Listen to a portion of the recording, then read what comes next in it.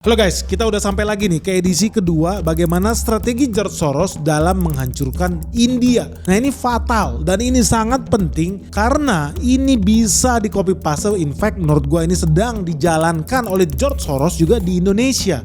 Karena polanya sama persis guys. Kita bahas dari yang paling awal. Kemarin kita udah membahas tentang bagaimana ketua partai oposisi di India yang namanya Rahul Gandhi itu dimanfaatkan, diperalat, dimanipulasi untuk menghancurkan negaranya sendiri. Dan bahkan ya begitu ngerinya ya pergerakan George Soros itu sampai pejabat tinggi di India berkata bahwa George Soros dan Rahul Gandhi ini adalah satu tubuh, satu pikiran, satu jiwa. Keinginannya cuma satu, menghancurkan India. Bener atau enggak? Kita nggak ada yang tahu. क्योंकि अगर ओसीसीआरपी को हानि होती है तो राहुल क्राइज, अगर राहुल रोते हैं तो ओसीसीआरपी को दर्द होता है। ये दो बदन है, आत्मा एक है। ये ओसीसीआरपी और राहुल गांधी दो बदन है, आत्मा एक है। वैसे तो बदन दो और एक वाला विषय तो जॉर्ज सोरोस के साथ है, ऑर्गेनाइजेशन आत्मा है। जॉर्ज सोरोस और राहुल गांधी ये एक ही हैं। राहुल ही जॉर्ज है, राहुल ही जॉर्ज है और जॉर्ज का एजेंडा ही राहुल का एजेंडा है। जो सोरोस चाहता है वही राहुल चाहते हैं। सोरोस भारत का अमंगल चाहता है, अहित चाहता है। राहुल गांधी भी भारतवर्ष का अमंगल और अहित चाहते हैं। Tapi satu hal yang menarik di video itu tidak bisa dibantahkan bahwa pejabat di India itu sudah mengakui juga bahwa apa? Kalau OCCRP terluka, Rahul Gandhi menangis. Kalau Rahul Gandhi menangis, OCCRP merasa sedih. Itu fakta. Siapa sih sebetulnya OCCRP? Kita akan bahas itu lebih detail nanti. Tetapi di episode pertama teman-teman udah tahu ya bahwa kita membahas tentang detail Rahul Gandhi ini siapa. Bagaimana peran Rusia dalam hubungannya dengan India. Dan sebetulnya ya apa yang sebenarnya sedang terjadi di India saat ini. Dan kenapa gue sangat yakin dalam beberapa hari ke depan lu akan menyaksikan ada begitu banyak prahara yang terjadi di India. So guys, sebetulnya apa sih yang terjadi di India? Dan ini hubungannya apa sih dengan apa yang akan terjadi di Indonesia? Kalau lu penasaran ya, jangan di skip video ini. Let's check this out.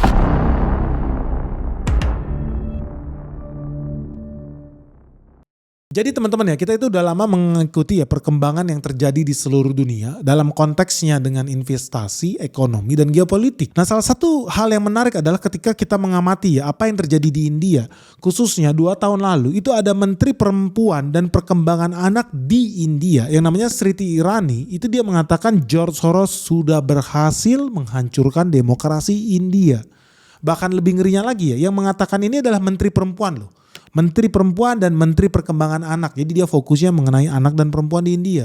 Dia udah mengaku kalah bahwa George Soros sudah menang. George Soros sudah berhasil menghancurkan demokrasi di India. Sudah berhasil mencuci otak anak-anak muda di India.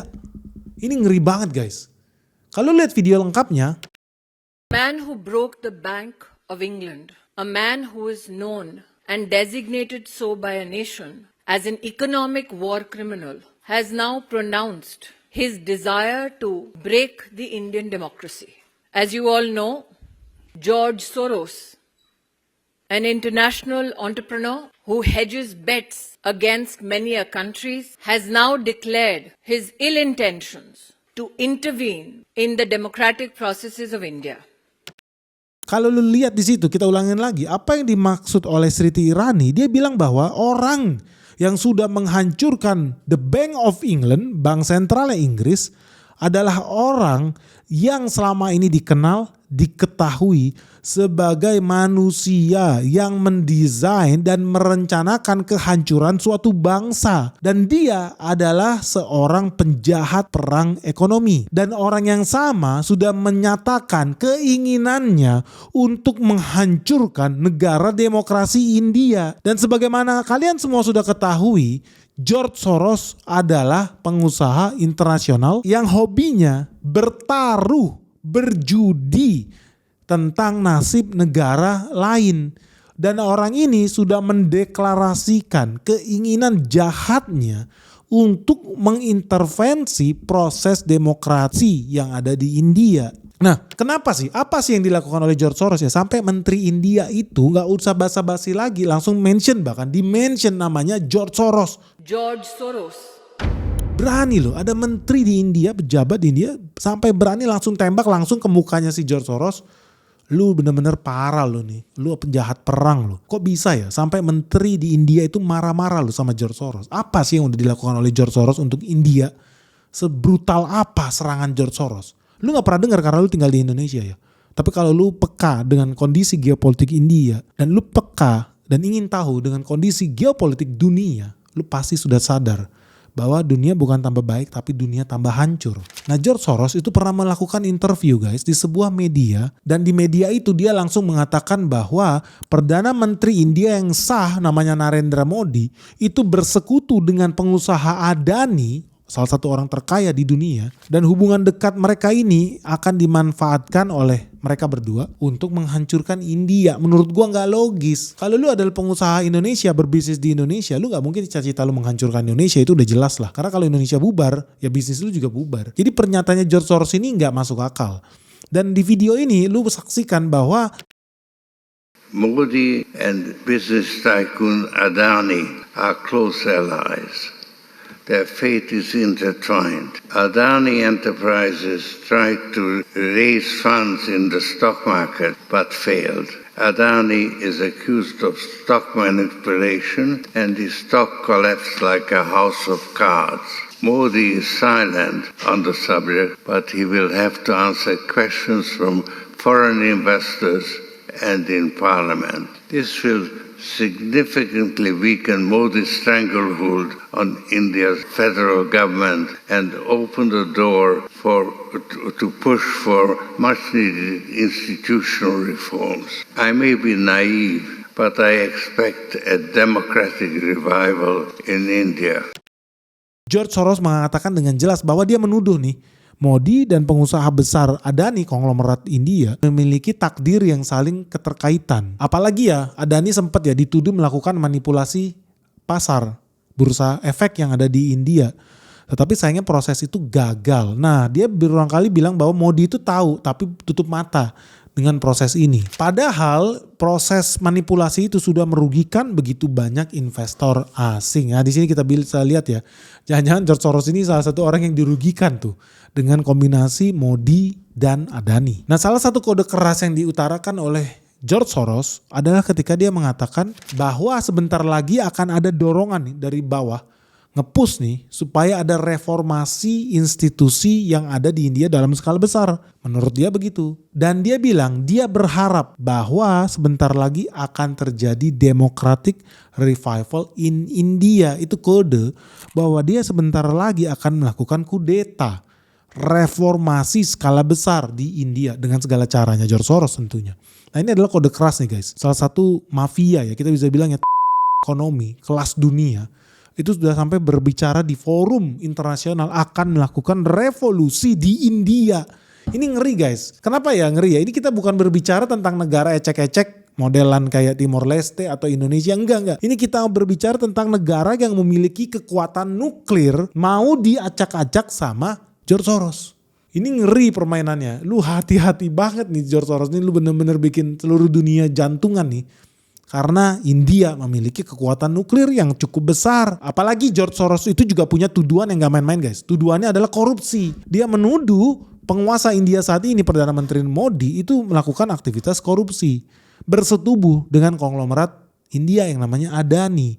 Dan ini menurut George Soros berdasarkan data hasil riset NGO internasional nih namanya OCCRP. Karena menurut OCCRP, keluarga Adani yang begitu dekat dengan Narendra Modi secara rahasia melakukan investasi senilai ratusan juta dolar ke pasar saham India, membeli saham perusahaannya sendiri demi menguntungkan kelompok mereka saja. Pertanyaannya, betul atau enggak tuduhannya George Soros ini yang menggunakan basis data kata OCCRP. Kita akan bahas itu nanti di belakang. Tapi sebetulnya siapa sih yang mau diserang oleh OCCRP itu? Tentu bukan Adani. Adani cuma seorang pengusaha guys. Cuma punya banyak duit. Yang ingin diserang oleh OCCRP sebetulnya adalah figur pemimpin bangsa India saat ini. Yang namanya Narendra Modi.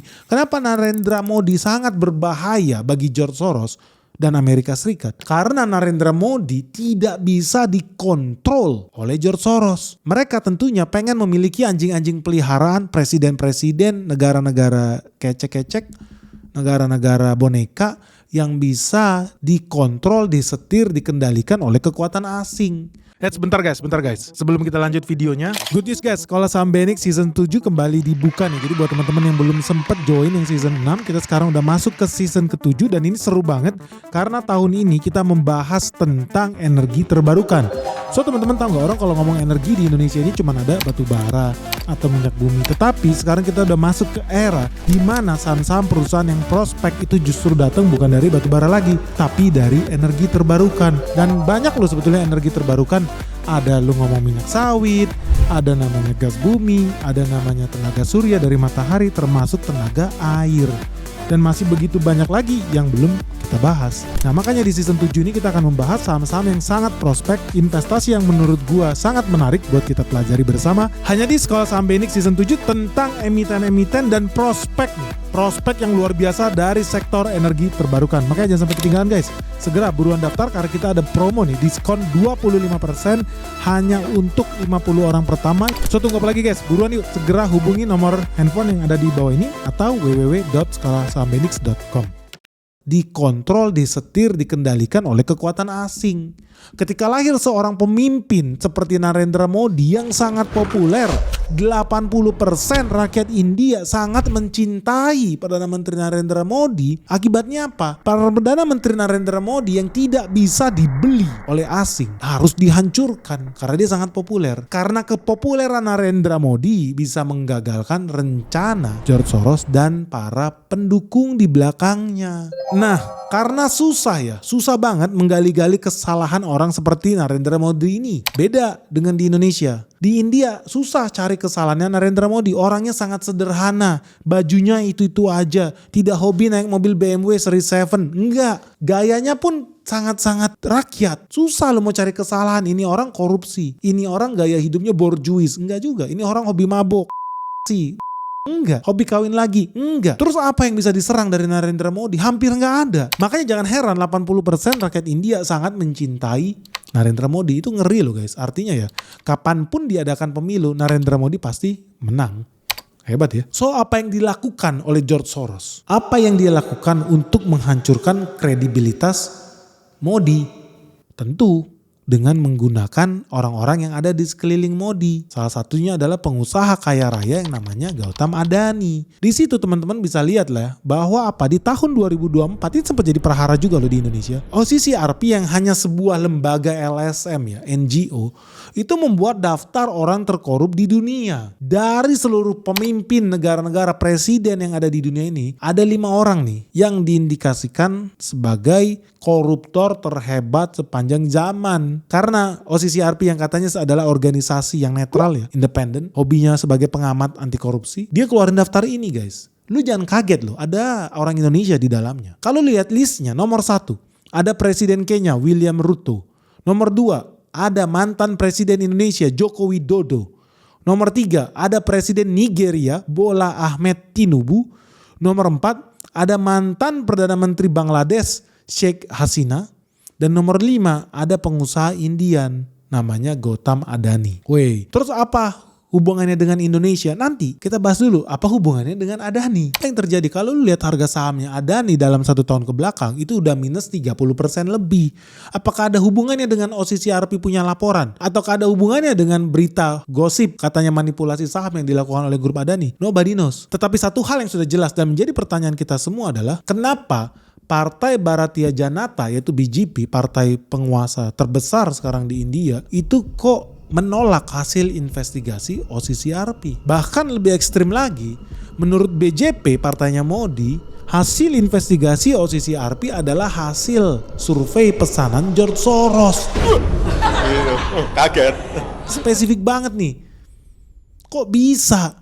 Emang apa hubungannya dengan George Soros, OCCRP ini? Ternyata menurut hasil investigasi kita di Twitter tanggal 5 Desember 2024, BJP partainya Modi pernah posting bahwa pemimpin Kongres, pemimpin oposisi LOP yang namanya Rahul Gandhi itu bekerja sama, bahkan memanfaatkan hasil investigasi jurnalis yang katanya independen itu, yang sebetulnya dibiayai oleh yayasan milik George Soros. Ya Open Society Foundation, siapa lagi, lu pasti udah tahu. Dan bahkan menggunakan dana dari pemerintahan Amerika Serikat untuk membuat berita-berita yang gunanya menyerang pemerintahan Modi, menyerang demokrasi, menyerang ekonomi India, menyerang keamanan negara India. Dan di sini ya BGP itu bukan asal bacot guys. BGP itu menggunakan sumber yang kabarnya kredibel juga. Karena yang bikin bukan media India, tetapi media Perancis yang namanya Mediapart.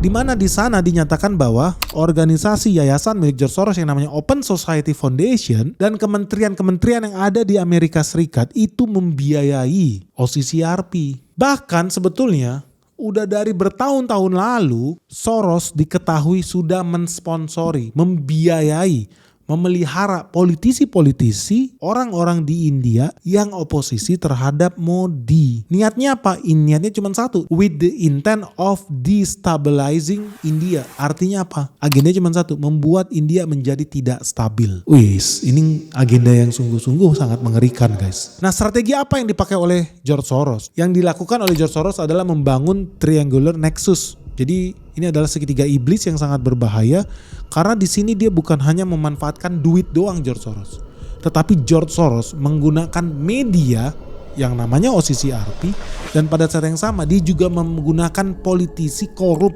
yang pengkhianat yang kalau menurut BGP namanya adalah Rahul Gandhi, ketua partai oposisi India. Ini segitiga yang sangat berbahaya guys. Lu udah bisa bayangin lah kalau ada partainya korup bersetubuh dengan orang yang punya duit sangat banyak, George Soros, dan di sini mengundang kekuatan asing dalam bentuk media membuat laporan investigasi yang mungkin benar atau tidak benar lu nggak pernah tahu.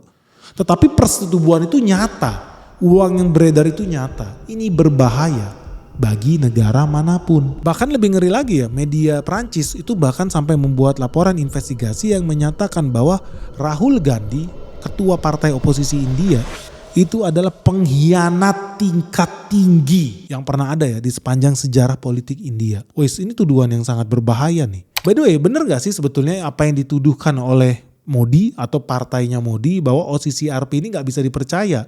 Bahwa ini adalah organisasi yang dibiayai oleh George Soros. Bener atau enggak?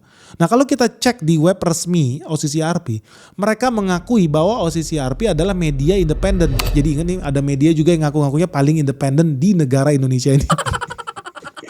Padahal lobbynya makan duit George Soros. Cuman sebelum kita bahas lebih detail, lu tahu gak sih? Karena menurut Mediapart ya, medianya Perancis ini, kalau ini mah independen, dia gak ada hubungannya dengan Amerika Serikat ataupun India. Media Perancis itu bilang lebih sengeri lagi loh. Sebetulnya salah satu pendana yang paling banyak ngasih duit sama OCCRP itu adalah badan narkotikanya Amerika Serikat. Wih, ini makin aneh nih permainan ini nih. Kenapa ya badan narkotika terbesar di Amerika Serikat ikut-ikutan nyumbang ya ke OCCRP? Ini bahkan jadi pertanyaan bagi 5 media yang ada di dunia ini. Ingat ada Mediapart dari Perancis juga bertanya hal yang sama. Ada Dropsite News dari Amerika Serikat. Ada Il Fatto Quotidiano dari Italia, itu juga mempertanyakan yang sama. OCCRP ini sebenarnya gak independen. Dan bahkan menurut media dari Yunani yang namanya Reporters United, mereka juga bertanya-tanya. Mencurigakan sekali pihak-pihak pendonor di OCCRP ini. Dan yang terakhir, sampai NDR, ini salah satu media populer di Jerman, itu juga mempertanyakan OCCRP ini organisasi apa dan sepertinya berbahaya. Kenapa? Karena setelah kita investigasi lebih dalam ya, ada salah satu media besar di Inggris yang sempat memberikan reportase mengenai sumber dana OCCRP. Gue jawab aja di sini jangan terus terang. Udah tau lah ya, Amerika Serikat itu punya lembaga donor yang kemudian ditutup sama Elon Musk namanya USAID. USAID udah ngasih lebih dari 85 miliar ke OCCRP. Ada Departemen Dalam Negeri Amerika Serikat 66 miliar. Ada Open Society Foundation punya George Soros 38 miliar. Ada Craig Newmark Philanthropic Fund 29 miliar. Ada kantor urusan luar negeri United Kingdom Inggris 27 miliar. Ada National Endowment for Democracy 22 miliar. Ada Dutch Postcode Lottery, ini lembaga lotre ya, judi yang ada di Belanda, senilai 7 miliar. Ada Limelight Foundation senilai 2 miliar. Sigrid Racing Trust 1,7 miliar. Dan Foundation Nicholas Puig 1,6 miliar. Anyway, kalau dari nama-nama itu udah lihat bahwa ini organisasi sangat ngeri banget. Bisa-bisanya dapat duit dari Kementerian Luar Negeri Inggris. Bisa-bisanya dapat duit dari yayasannya George Soros. Bisa-bisanya dapat duit dari USAID dan Departemen Dalam Negeri Amerika.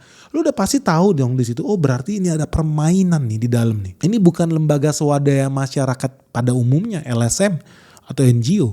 Dan saking besarnya OCCRP ya, dia beroperasi di lebih dari 70 media yang ada di dunia ini dan punya lebih dari 200 karyawan. Wih, hebat banget nih LSM 1. Makanya dari sini kita udah mulai bisa melihat jangan-jangan memang OCCRP ini gak logis. Dan lu jadi bertanya-tanya ya, Indonesia di awal tahun 2025 pernah dikejutkan dengan sebuah berita dari sebuah media yang mengaku paling independen di kolong langit ini, membuat berita bahwa Presiden Jokowi adalah presiden terkorup di dunia karena masuk daftar OCCRP di tahun 2024. Bener atau enggak? Terlepas dari bener atau enggak, satu hal yang sudah pasti harus kita yakini dan akui.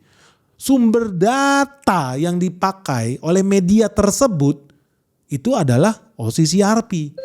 Yang sekarang kita udah bisa lihat, OCCRP ternyata adalah anjing peliharaan George Soros. Jadi ini permainan begitu cantik nih.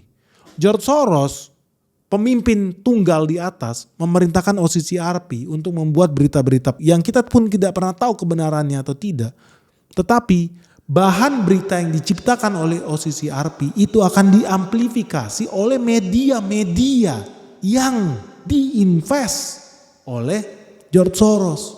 Kenapa ini ngeri guys? Artinya lu gak bisa percaya media mainstream yang ada di hadapan lu. Kenapa lu penting melek tentang hal ini? Karena ini adalah bisnis cuci otak. Karena jadi pertanyaan, kenapa media yang selalu mengulang-ulang bahwa Jokowi presiden terkorup, Jokowi presiden terkorup itu adalah media yang itu lagi. Media bacem. Kenapa media-media mainstream lainnya gak ada yang bikin itu? Kenapa amplifikasi selalu datang dari bacem? Ini membuat lu jadi pertanyaan. Oh, ternyata sekarang udah jelas. Bacem yang pemiliknya adalah George Soros itu mengutip dari OCCRP yang ternyata pemiliknya juga sama. Ini mah ini lu lagi sebenarnya. Jadi ini adalah segitiga yang dibangun oleh George Soros.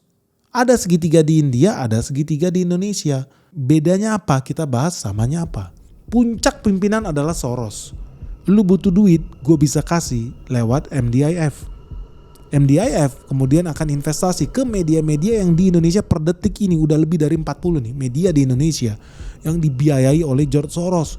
Bukan cuma media mainstream guys, termasuk influencer, selebgram, YouTuber yang digunakan untuk mencuci otak lu supaya lu melakukan perintah George Soros.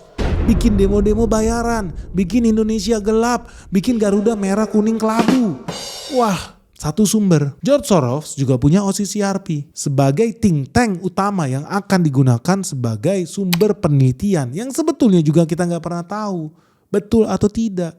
Dan yang lebih parah lagi adalah segitiga selanjutnya, yaitu apa? Ingat, ini wujudnya belum kelihatan di Indonesia, tapi di India udah kelihatan bahwa bukan cuma media yang bisa dibeli oleh George Soros, tapi partai. Ini sudah ngeri guys. Menurut kalian ada gak sih partai di Indonesia ini yang diam-diam sudah berkhianat menjual harga dirinya ke George Soros demi rupiah?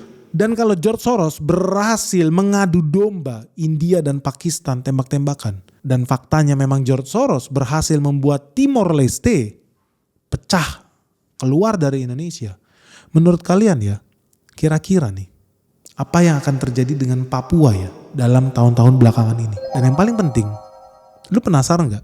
So sebetulnya apa? Kita udah gak bisa lagi nih percaya media mainstream yang manipulatif ini nih. Kenyataannya seperti apa?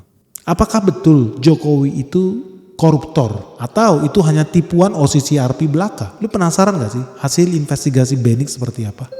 Ayo segera subscribe channel ini. Begitu mencapai 1 juta subscriber di bulan Mei, kita akan rilis video khusus mengenai hasil investigasi Benix. Atau jangan-jangan Presiden Jokowi hanya menjadi korban framing George Soros saja. Menarik guys. Dan lu penasaran gak apa saja daftar nama? Gue belum pernah bahas nih, tapi lu penasaran gak apa saja nama-nama media, YouTuber influencer yang sudah makan duit George Soros. Kalau lu pengen tahu, bulan ini kita akan rilis videonya. Kalau kita mencapai 1 juta subscriber di bulan Mei 2025. Kita tunggu saja apakah itu akan jadi kenyataan karena bolanya ada di tangan kamu. Kita langsung buka-bukaan aja nih. Anyway, gimana guys? Lu masih percaya atau enggak nih dengan media-media settingan pesanan George Soros? Karena lu lihat sendiri hasilnya apa di India. Porak-poranda, orang mati di mana-mana. Sebentar lagi menuju krisis. Kalau tidak bisa menangani ini dengan benar. Lu udah siap belum kalau Indonesia ditaklukkan lagi oleh George Soros? Setuju atau enggak? Atau kita harus bersatu nih melawan anjing-anjing peliharaan George Soros ini guys? Langsung aja lu jawab di kolom komentar di bawah ini. Atau sebaiknya kita biarkan aja George Soros menang ya? Sama seperti tahun 1998. Apakah itu yang lu inginkan? Langsung saja tulis pandangan kamu di kolom komentar yang ada di bawah ini. Sampai ketemu lagi di part terakhir ketika channel Benix sudah mencapai 1 juta subscriber di bulan ini. Oke guys, semoga video ini bermanfaat. Salam sehat, salam cuan, bye-bye. Ya ditanyakan aja. Tanyakan aja, orang bisa memakai kendaraan